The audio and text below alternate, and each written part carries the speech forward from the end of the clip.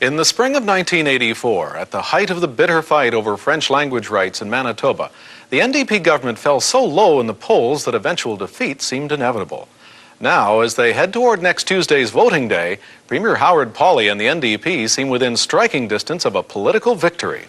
The latest polls in the province give Pawley's New Democrats a 5-point margin over the Conservatives led by Gary Filmon.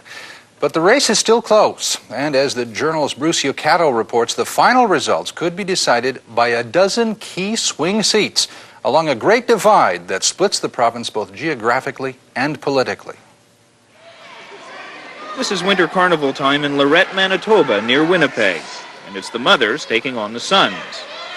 The mothers were heavily favored, but they're doing their best to throw the game.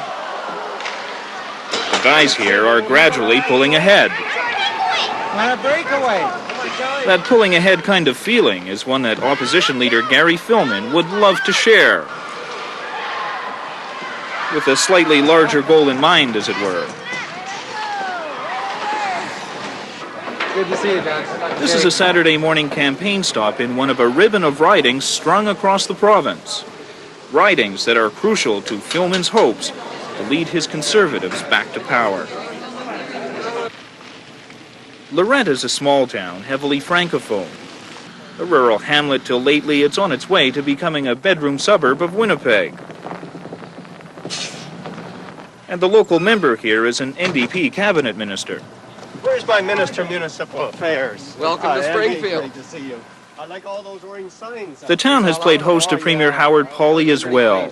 It is no coincidence that both leaders have come through here.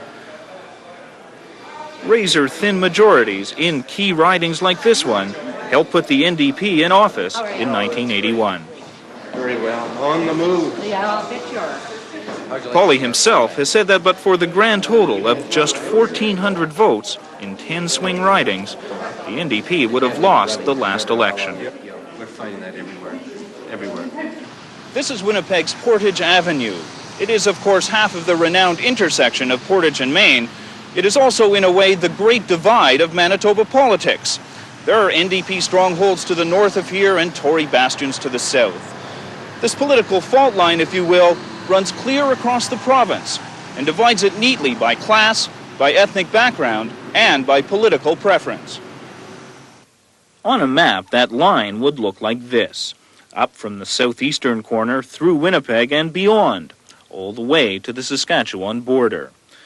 To the north and east of the line is essentially the have-not part of the province, less well-off economically and a melting pot of sorts, with large numbers of East Europeans, Francophones, and Native people. This is NDP country. Just across the fault line, the farmland is richer, incomes are higher. The heritage is British, the politics decidedly conservative. The key to power in Manitoba is the dozen or so ridings that straddle this fault line, ridings that mirror the province-wide divisions within their own boundaries. It has been the case time and again. In 1977, Ed Schreier's NDP government fell when the Tories, led by Sterling Lyon, dominated these swing ridings, extending their political domain north and east. The surge of Tory blue was strongest along that part of the line which runs through Winnipeg. And when political fortune shifted in 1981, the geopolitical seesaw merely tilted the other way and brought Pawley's current NDP government into office. Now in 1986, both major parties are again coveting those fault line ridings that inevitably lead to power in Manitoba. We will bring legislation forward at the next session of the legislature.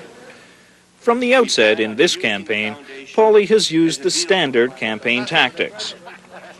Promises delivered with the appropriate backdrop for the 6 o'clock news. Like this hydro sale announcement at the Limestone Power Site, a pet Pawley project in northern Manitoba. The NDP has worked hard to build. Even in their TV ads, the NDP has seized on the Limestone project as a grand symbol of good economic management. The Tories dismiss this as a mega maybe, but it has been the centerpiece of the NDP's re-election campaign. And now limestone, potash, and more hydro sales promise an even better future. All over Manitoba, people are working because of the work of the NDP. Stand up for Manitoba. Vote NDP. Hi, how are you? These are grain farmers in Beausejour, Ed Schreier's hometown and one of the NDP's northeastern strongholds. They too are being asked to stand up for Manitoba. Best grade in the country. Must be because New Democrat. You betcha. Campaign strategists deny that slogan is just a good old-fashioned piece of Fed bashing, only it just seems to be so obvious. Paul Thomas is professor of political studies at the University of Manitoba.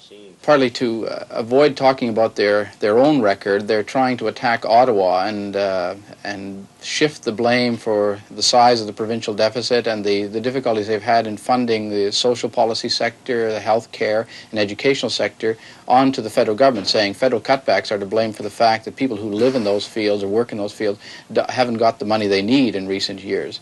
It's not against something, it's for Manitobans, standing up on their behalf. I think that's very, very important. Manitoba want a government that will stand up on their behalf, not be biased because of a political connection to Ottawa. And when it comes to standing up to Mulroney and the Conservatives for our This ad's fair portrayal share of the Prime Minister as public enemy number one is one of the few belligerent chords to be struck during the campaign. Well, I think there's no question that unfair federal government actions towards Manitoba impacted negatively upon the Conservative Party. I think that was secondary to a positive attitude towards the provincial government. The NDP's calculation is that Brian Mulroney has indeed become fair game as the federal Tories have plunged in the polls. That Ottawa's high-profile spending cuts in Manitoba have made Mulroney a liability to the provincial Tories. One NDP cabinet minister said he detected more interest in the recent Philippine election than in the current provincial one. And that absence of rancor, if not interest, is something that suits the NDP just fine. The government has in fact staged a remarkable political comeback here by keeping things low-key. Less than 2 years ago, Howard Pawley's New Democrats trailed the Conservatives by over 35 points in the polls. Actually, they're running the campaign much like Pawley and his cabinet have run the province the last 2 years, treading ever so warily since they fumbled the French language rights issue so badly they seem destined for political oblivion. They've avoided the French language controversy, which ripped this province apart a few years ago, and any other issue like abortion or any other social issue that's terribly loaded with emotion and difficulty for the government, they simply backed away from and not dealt with it. Opposition leader Gary Filmon acknowledges the issue that once seemed to be paving his way to power is not a factor in the campaign. There's virtually 80% opposition to that, so you can imagine that that showed up in the polls in terms of a backlash against the New Democrats. That's obviously something that never could nor ever would remain as an issue. This is a suburban Winnipeg YMCA, the morning after the Tories' first big campaign pronouncement, a lengthy 32-point social program. Filmon, an ex-college basketball star, has no trouble keeping up with this senior citizens fitness class. It is a textbook, if slightly awkward, photo opportunity to illustrate just how Filmon's Tories can relate to senior citizens and the less privileged. But the point is lost when there's no policy statement to back this up. And in any case, the only other TV camera rolling here is one shooting Filmon's own campaign commercials. We understand that if we wanted to manipulate the media, we'd set up a news announcement each day of a single item that was different from everything else we've talked about. We prefer not to try and manipulate the media into that, but rather show them that ours is an overall plan. If there was a plan, we could do better, a set outline that we could follow and then that the people could see and to see if there are results. The thinkers here at Conservative campaign headquarters feel it's important to emphasize the party has a new man with a plan to match. It is very much the soft sell, to reassure voters their polling is said to show have become cynical. Implicit as well in the party's new plan pitch is a much more moderate strain of conservatism. Filman's theory is that true blue right-wing politics in Manitoba leads only to a long stay in opposition, though it seems not all in the party have been converted. Here, Conservative organizers cringe as their candidate Paul Harriott fires off this anti-Pawley diatribe. And remember, this is not the CCF party of old that we're talking about here, or even the NDP party of Ed Schreier. They want to establish by law what kind of salaries our employer should pay us. They want to tell us what we're worth. And if that's not bordering on communism, I'd like to know what is. And I'll tell you, it makes me mad. And I say, get out of my way, because I tell you, we're coming through. Yeah, I offered the advice that wasn't in keeping with the normal tone that I had set for the campaign. And my instincts are ones of moderation in all respects. I've said that flaming rhetoric is not my style, and stirring up great animosities is not the way in which you create a good government. And I'm game for anything. This is Liberal leader Sharon Carstairs, indulging the media's appetite for silly pictures. Her campaign bus is no more than a two-door Audi. But here she gets her points across, using a playground as a backdrop for her policy announcement on daycare. The Liberals have no seats here and don't get many votes, and Carstairs would be happy, indeed fortunate, to win her own riding of River Heights. If you can't get the leader in the legislature, then the chances are you're not going to get anybody else in the legislature either. I have to give the appearance of running a winning campaign in River Heights. If I give that appearance, and I think we're doing that, then that, of course, reflects on the other candidates' campaigns. And so people begin to say, aha, they've elected Sharon, so let's go on to elect a few more so Sharon has company in the legislature.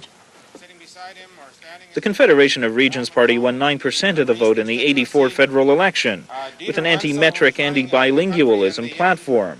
They're running 14 candidates this time. And the Progressive Party, led by former NDP Cabinet Minister Sid Green, is running 13. Promise anything. Mr. Filman, that's exactly what I want to find out from you. This leaders' debate on province-wide TV was maybe the last chance for some smoke and fire in the otherwise placid campaign. We all know we are running an annual... There were a few sparks, but in any case, NDP negotiators had arranged to have this debate buried this past Saturday, after the hockey game. When all is said and done, it will still all come down to the seats that straddle the line that runs along Portage Avenue. The ridings created by waves of immigrants brought decades ago by the CPR will still belong to the NDP.